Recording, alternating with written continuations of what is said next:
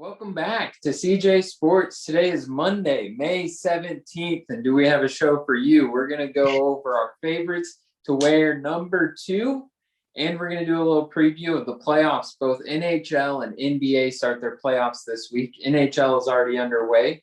The NBA is about to get going this week as well. So I'll pass it over to you, Jake, if you want to jump right into players who have worn the number 2. Cool. So going through this, I'm not gonna lie, I didn't realize how many players I didn't know that wore the number 2, besides some obvious people. But I'll start with number 5. I know I said before I'm not a huge basketball person, but names I know. This guy is definitely a guy I know and a good overall decent player, John Wall. John Wall. With the Wizards for 9 seasons. Now he's traded in the Westbrook trade to the Rockets, but just like a solid player, gives you an average of 19 points a game, and he's made the All-Star team the All-Star game for 5 years in his career. He's probably near the end of it, I would say. I'm not entirely sure, but he's decent. He's had some injuries the past few years that might hamper him going forward, but he is a really good player.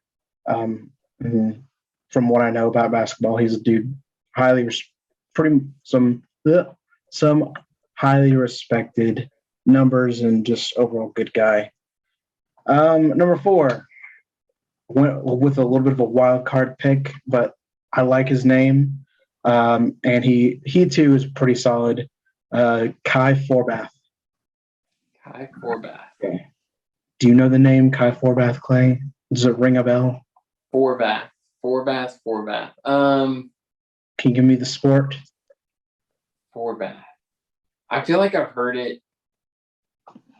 Has he played college ball within the last decade? No. No. I'm going to go with, based on the last name, Forbath. It feels like he should play football, but I'm going to go with baseball. Okay, well, he is a football player. Nah. He's a kicker. He's played on 6 or 7 different teams in the past decade or so. But he wore the number 2 for 5 different teams. Just recently, he played with the Rams this past year. Good kicker. He was on the Cowboys for half a season one year when the years after Bailey, and we have yet to find a good replacement that isn't hurt all the time. So good dude, good kicker. He'll give you some solid yards out of a kick whenever you really need it.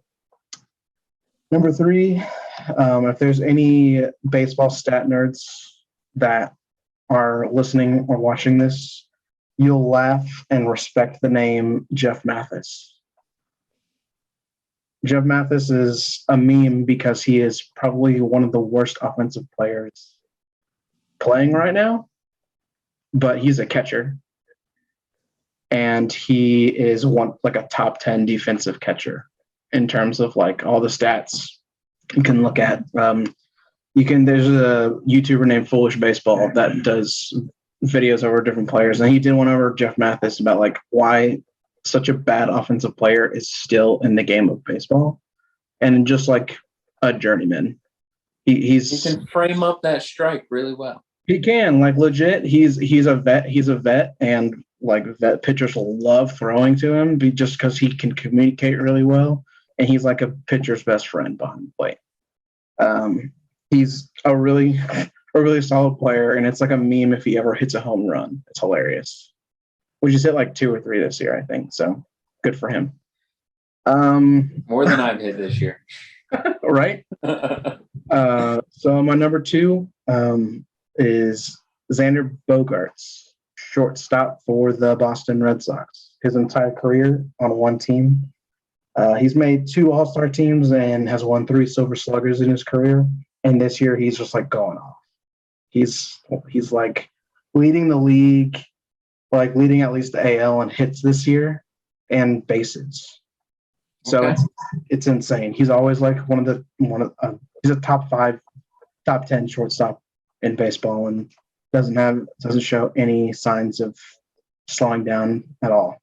And he's just a monster, really. Like there's nothing really to say except he's legitimately one of the greatest playing it right now. So my number 1, also a shortstop, played for the number 2 for 2 teams with the Rockies and the Blue Jays. Several Silver Sluggers, won a Gold Glove, several All-Star teams. Troy Chulitsky. No, the name does not ring the bell. Clay, come on, man. I failed you. I'm not the baseball nerd that my grandpa would have loved me to be. Well, too bad. I'm a disappointment to my family. Well, if you ever want to just go look at another like solid dude to play baseball, Troy Tulowitzki is like a guy that like broke the mold, kind of one of the first guys to ever break the mold of like the Colorado Rockies curse of like Coors Field. Well, it's like the Coors Field statistics that like all the Rockies players are bad outside of Coors Field because of the Coors Field effect of like thinner air and the ball traveling farther and the pitches doing weird things. But he left the Rockies in 2015 in a trade, I believe, and went to the Blue Jays and had 2.5 solid years at the Blue Jays, and then has since had a few games in 19 with the Yankees, but since then I think he retired. But he was a really good player and a guy that like just loved watching him play shortstop because he was a great defensive shortstop and had some solid numbers in offense as well. Okay. Yeah. I'm sure my grandfather would be really disappointed that I don't know who that is. I mean, he's probably the only person to have attended every home Oklahoma State baseball game since like the year 1968. So, so he's been to like every, Big 8, Big 12 baseball tournament since the 90s. Dang. That's whenever they started playing it in the Oklahoma City ballpark. Yeah, that is legitimately impressive. I gotta give one mention, otherwise I know someone's gonna yell at me. Derek Jeter, the greatest player to ever wear number 2. And he was on the Yankees for 20 years or whatever. Boo. Yeah, I hate Yankees. the West. The Yankees suck almost as much as the Astros. But Derek Jeter, one of the greatest shortstops of all time, debatably, unfortunately. Just a solid player. Like he's the obvious, and I couldn't put him on my list. Right. And I was, since we didn't mention it at the beginning, I know there's a baseball guy out there having a stroke that he went through his whole list of 5 and never mentioned Jeter. So that's what I was going to do is clear it up. Like, if there's a guy that like the moment we say athletes that wear this number, it pops into your head, we're not going to talk about that guy. That's too easy, right? Right. Like in a couple of episodes, we're not going to talk about Brett Favre for 5 minutes because what other player do you think of if you don't live in Dallas when you see the number 4, right? Like, and so, yeah, Derek Jeter is a great athlete. And yeah, there's, debates on things, but too easy to throw him in at number 2. Right, exactly. So, all right, Clay, let's hear it. How about that list? All right. So I have a total of 4. I didn't really put them in any particular order. I've got 2 that are like in that gray area of almost too good to even mention. Okay. And then I've got 2 that one's just kind of a hometown guy, and one is just a really unique story to end his career. So we'll start with the 2 that are in that almost too good to be mentioned. And that's going to start with Kawhi Leonard. Got his first championship in the great state of Texas down with San Antonio, wearing number 2.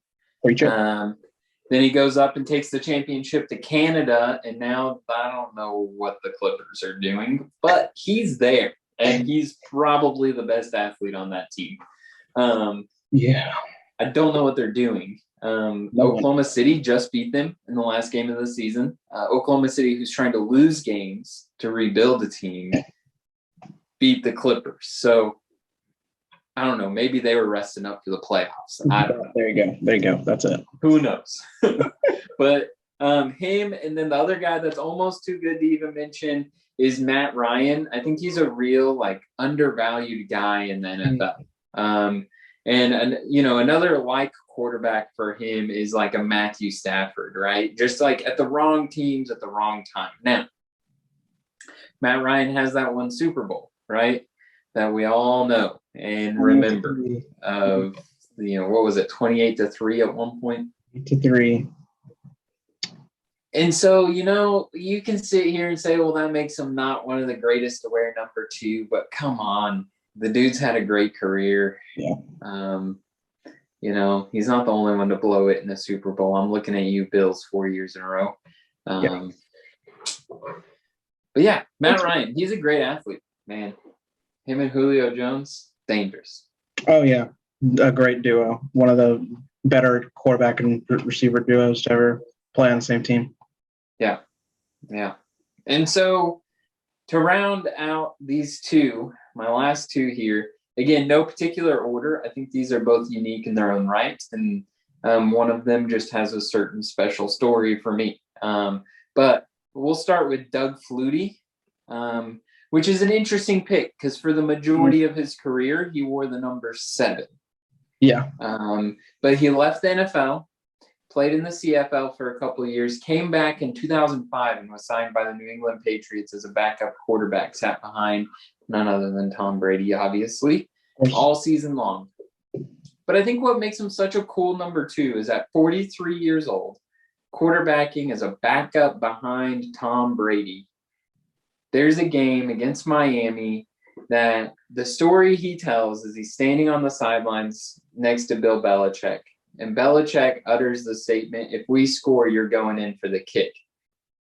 Doug Flutie says almost as soon as he finishes that statement, they get in the end zone. And he goes, are you serious? And Bill said, yeah, get out there. So apparently all season long, he's been messing around in practice, going over with the special teams guys, doing drop kicks and doing crazy, fun, weird stunts. And so Belichick gave him a chance there as a 43-year-old last season of his career, and he goes out there and drills a drop-kicked extra point in the year 2005. It's the last time I know of that you had a drop kick in the NFL. Yeah. And I just think that's a cool story. Oh, dude, yeah. And Doug Flutie is like, you know, if you're around football for a while and think of guys, Doug Flutie is a guy that, like, I feel is you kind of love him and hate him at the same time just because he wasn't amazing, but, like, still had a really long career. Yeah. Oh, yeah. Yeah. And so he makes in that kind of tied for the top spot because of the cool story. And my number 1 for me personally, there's a lot of personal bias here, but Mason Crosby, kicker for the Green Bay Packers. And there's a few reasons here. One is on the field, he's Green Bay Packers all-time leading scorer. Mm-hmm. He's never scored a touchdown. He's never scored a 2-point conversion. All his points are extra points and field goals. But he's put more points on the board at the Green Bay Packers than even Aaron Rodgers. And he's only been a starter an extra, like, 1.5 seasons or something than Aaron Rodgers. That's impressive. Which is crazy. Yeah. So that kind of starts it off as a cool story. But I think what really brings it home for me personally, makes it a real personal story, is I remember in 2007, this would have been his rookie season, Mason Crosby's, would have been Brett Favre's last season as a Green Bay Packer. Mm-hmm. I went to a game of Green Bay versus Dallas, Tony Romo and Brett Favre dueling. They're in Dallas. This is the last season Dallas was in that old stadium. Oh. Yeah. I was really disappointed at that game because midway through, Brett Favre gets hurt and have to watch some Aaron Rodgers or whatever throw his first career touchdown. I don't know. It sounded bogus at the time. Mm-hmm. But I was on national TV. It was a Thursday night game. And since Brett Favre left with an injury, when they showed him leaving, my tickets were right above the visitor tunnel. So there's a crazy 7th grader in a Brett Favre jersey above the tunnel as Brett Favre's running off the field, if you ever find that old clip. But after the game, my dad figured out where the tunnel was for the Green Bay players to get from the stadium to their bus. And so after lugging around for like 5.5 hours, because we got there long before kickoff, I had this little helmet here that I wore when I was a child, right? Playing football in the backyard. And so I got Mason Crosby's autograph right there because he was a rookie. He was a kicker. He didn't have anything better to be doing. He's not hiding in the bus with all the star players. So Mason Crosby on my childhood Green Bay helmet, by far, takes it home for the sentimental value of players to wear number 2. That's a cool story. Like, I mean, I can't beat that. That's like a solid reason for a guy to be one of your favorite players, for sure. Yeah. And, there's the whole off the field thing. I know there's very few situations where I get into players off the field drama because, like, I don't give an F what Aaron Rodgers does in his dating life, or his family life. I just don't care. Like, whatever. But if you look at kind of the story with Mason Crosby and his wife, Molly, she had cancer that she was battling. Deanna Favre, Brett Favre's wife, was battling cancer. And Matthew Stafford's wife, and her first name escapes me. They were all kind of in different phases going through cancer or tumors of some type. Matthew Stafford's wife was a tumor. And just the way those 3 women really created a bond across the sport of football, and their husbands being important pieces at their teams and such, was just really a cool off the field story for something completely unrelated to football, but still pretty interesting. And so it's been a pretty cool story to follow off the field for football players' wives, Yeah. And not only for some of them are they raising kids while for 5 months of the year their husbands are traveling all over the U.S., but they're also dealing with some things that hopefully most of us don't have to deal with. Yeah, man, that would. Yeah, that's all. That's all I really got to say. Sorry, but yeah, I like my own personal experiences and stuff like that. But yeah, that's really cool. So those are our number 2s. Next week we'll jump into number 3, and I'm already going to put Russell Wilson off the table for that. So anyone hoping that we're going to talk about him next week, I guess get over it because he's too good to talk about. True. Yep. Yeah. Sorry about you. I still have nightmares of the Fail Mary back in 2012, and I just don't want to revisit that. Hey, that's all right. I'm sure every other Seahawks player has nightmares of Marshawn Lynch and being at the 1-yard line, so it's okay. Or 2-yard line or 3-yard line, whatever it is. They still have Beastquake though. Man. Okay. Whatever. We're speaking of, if you haven't watched season 2 of Peyton Places, I've only watched episode 1, but it was Beastquake, and it was a fun episode. It's a good one. It is a good one, for sure. Those 2 personalities of Peyton Manning and Marshawn Lynch together, hanging out, was very interesting. Oh, yeah. And, they were ghost riding the whip, which I was very uncultured as a child, so I didn't know what that song was, but my wife did. So, Ghost Ride the Whip. I don't got you. I don't have that one. I don't know. So. Some hip hop, I think, from the 90s. I have no idea. I'd believe it. I was exposed, though. So, those are number 2s. Some other sports things are happening right now, though. Like two of the top 5, 2 of the major 5 sports, I guess you could say, starting playoffs or right about to start playoffs. Both basketball and playoffs. Talking about playoffs. Playoffs. Oh, playoffs? Yes, talking about playoffs. But NBA about to start theirs, I believe, next week. And they're having that play-in tourney. The play-in tournament might start like the 18th or 19th. Does that start this weekend? Let me look. Well, the 18th would be tomorrow. Yes. But as you're looking it up, I'll kind of talk about the teams in that play-in tourney and the decision to keep the play-in tourney for this year.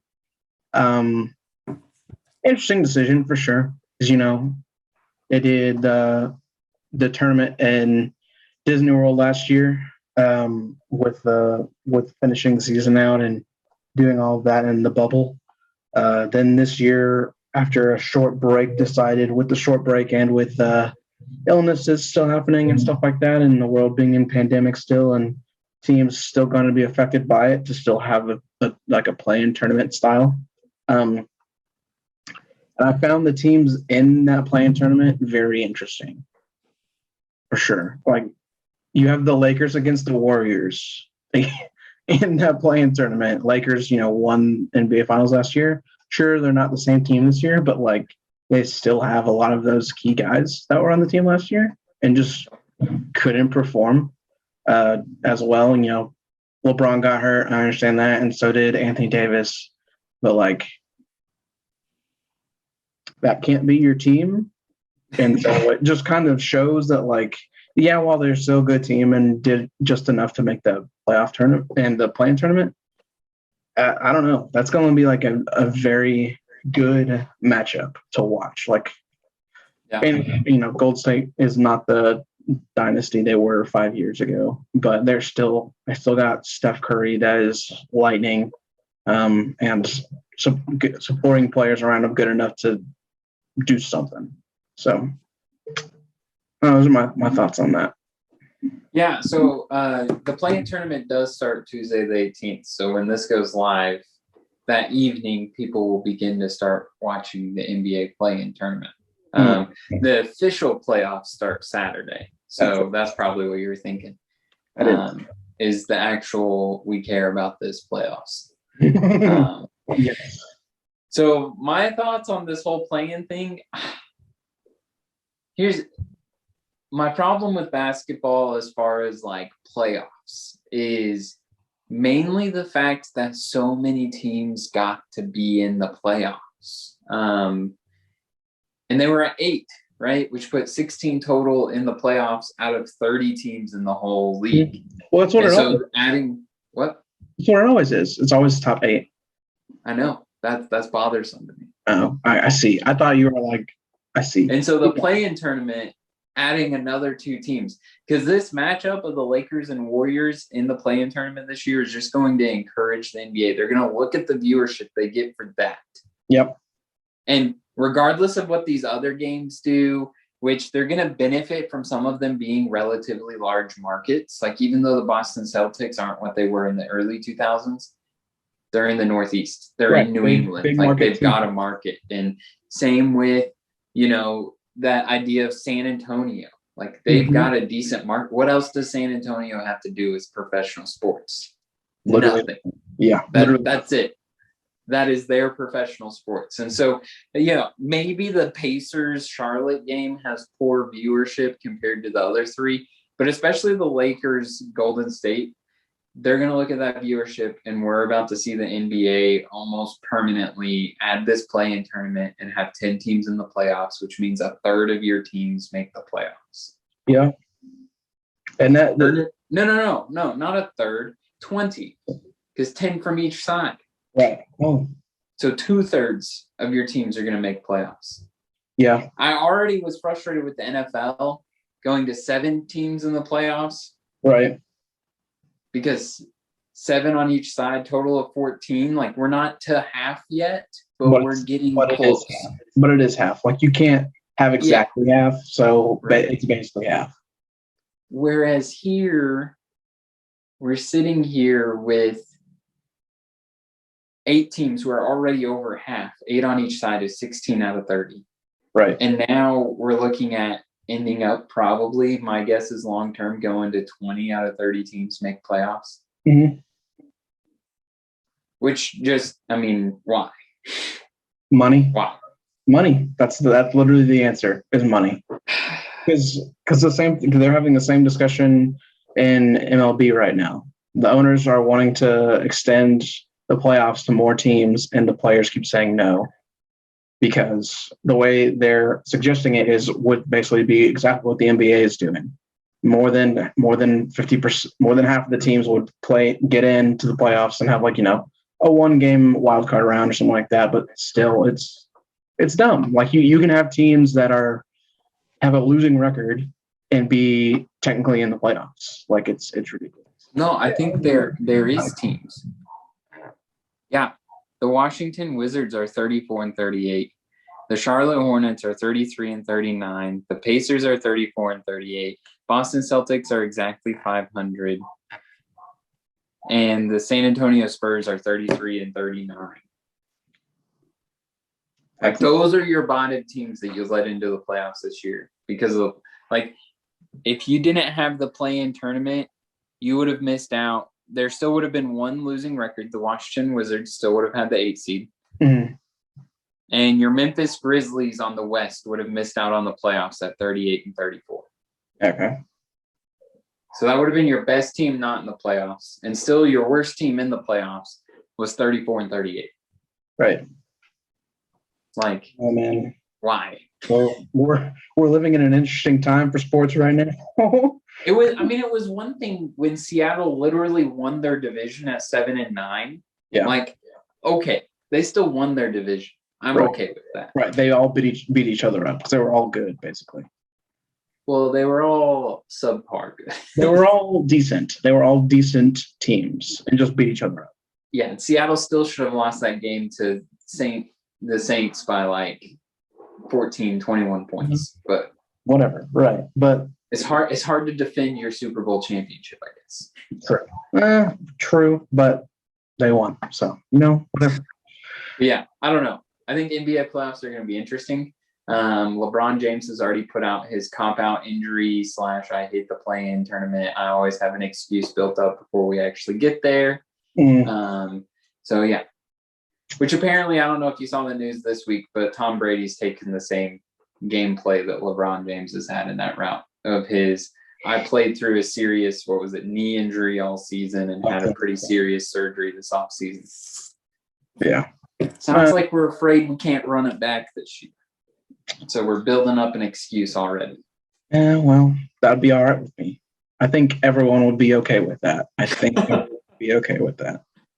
But yeah, so that feels like it for the NBA. I don't know if you got anything else to add on the NBA. No, that's pretty much it. Just some good matchups overall, but like it's ridiculous that we are expanding like this, and that the owners are going to use it as an excuse to like make it permanent. So yeah, I don't know, but moving to hockey.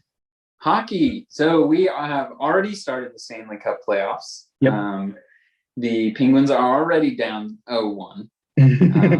They were a part of it was either the first 3 or first 4 playoff games for the Stanley Cup playoffs went into overtime, which just I think is pretty cool because like the Islanders Penguins game, you had the number 2 offense in the league, the Penguins, against the number 2 defense in the league, the Islanders, and so like you're getting these really good matchups. Yeah, I think it's good for the league. I think games going to overtime or kind of getting a last 10-minute goal to win the game type of thing is really good for the league and is really interesting. Oh, yeah, for sure. And I think hockey is very much an underappreciated sport in our country just because it's different. It's different. It has a different style. But man, I've watched Miracle on Ice 24 times because I'm American. Okay, so literally, no lie. This is the 3rd time my internet has disconnected. This is the 3rd time of starting from the Miracle on Ice. Me trying to say, okay, bro.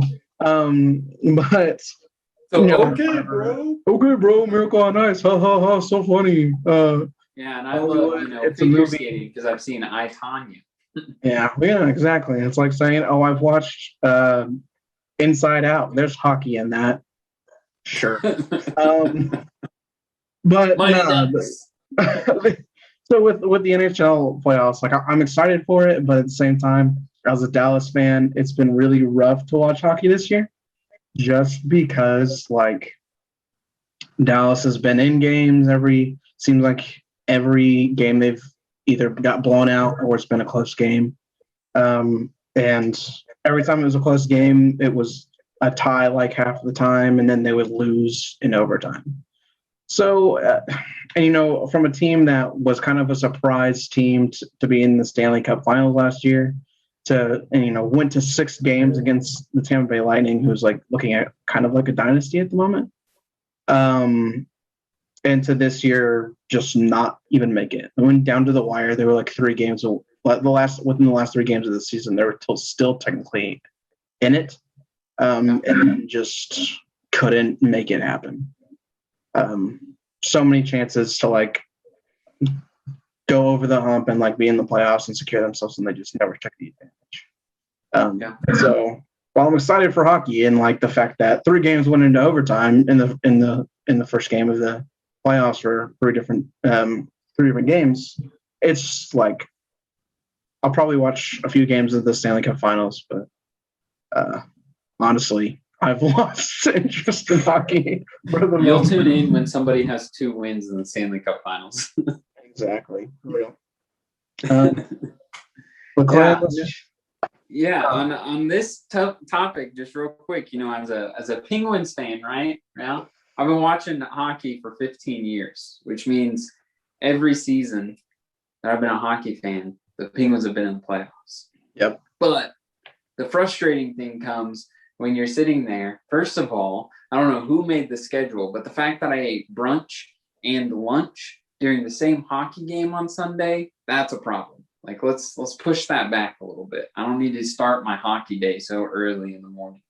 But I also get Pens, Islanders, like, it's all East Coast people, so you can start early, I guess. But still. But yeah, we've just kind of had a frustrating since we won the 2009 Cup and then came back 16-17. Goalie has been our toughest spot, and if you watch just the goals from game 1, the 4 goals given up by our goalie, 3 of them should have been routine plays. And look, I get it. You can watch all of the shots on goal. He made a lot of amazing saves. But it just feels like the ones that he missed are the ones that an NHL level goalie should have on lock. And that's frustrating. I can't blame him. There's more than just him on the ice, right? There's some defenders who miss some things. There's turnovers on the, defensive end as you're trying to get back up the ice and everything. But it's frustrating. It is frustrating. And then to see Flower out there at Las Vegas being one of the best goalies right now, putting up some great numbers, and we just let him go in the expansion. Which just makes me, what are we going to do with Seattle coming up? Are we just going to leave Sidney Crosby out there unprotected? I mean, obviously not, but like that's the nerves that you get built up with that. Right. But yeah, hockey playoffs are here. Pens might be down 0-1, but hopefully when I'm talking to you next week, we're talking about what does round 2 look like for the Penguins. Well, we will see for sure. I guess that wraps up this week's episode. Next week, like Clay said, we'll move on to number 3s. Russell Wilson is off limits. Maybe we talk about some stuff happening in the NFL right now. It's probably not Aaron Rodgers retiring, I hope.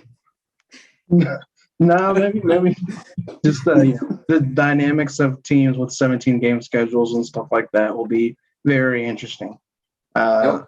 So until next time, guys, we will see ya. See ya. Pew, pew.